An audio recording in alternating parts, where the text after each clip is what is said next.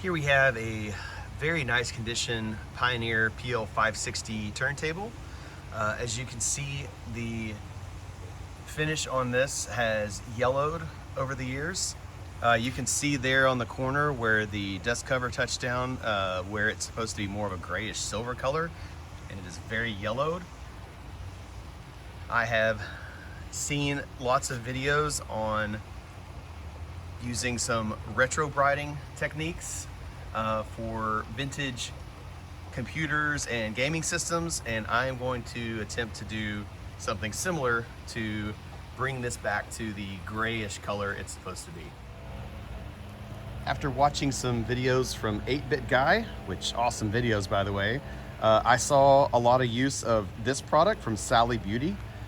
This is a little lower strength than what he was using, but I did a test on the back of this turntable and used just a single UV light just to test a small little corner, and had really good results.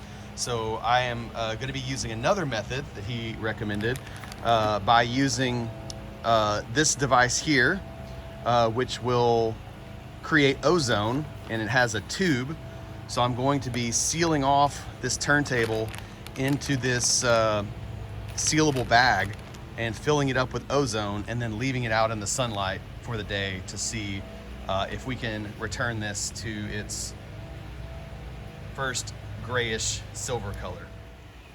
Okay, I now have the turntable inside the bag, and I'm about to finish sealing it up. Then I will be putting this hose into the end, and then filling it up with ozone, and then closing the bag. If you're already asking, hey, if this worked, why are you not using this? Since this is a turntable, it does have particle board as its base. I don't want to get that wet.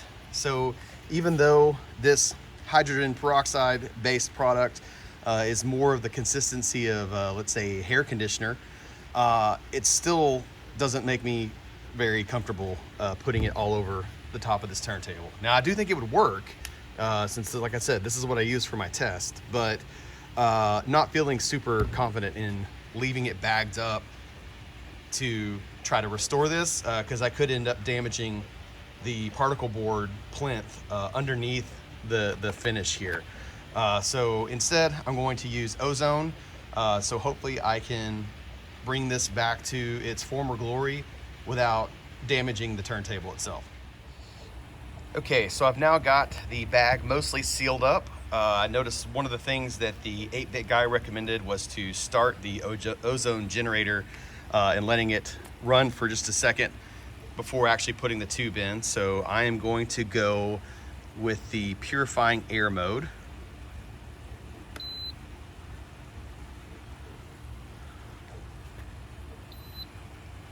There we go. And it's now running. So I'll let that run for just a second.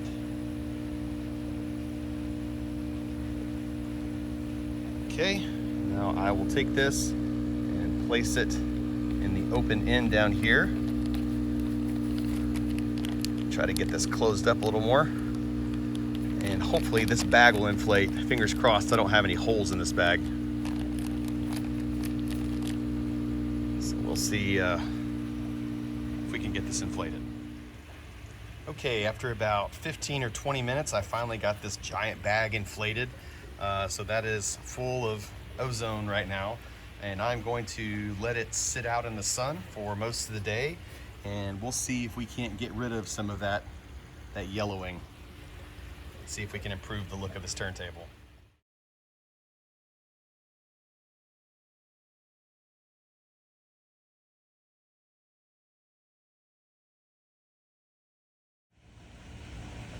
All right, so I just pulled this out of the sealed Ziploc bag that I had filled with ozone gas. It's definitely better than it was. You can kind of see there's the original closure point that was the correct color gray. So it's getting closer to that.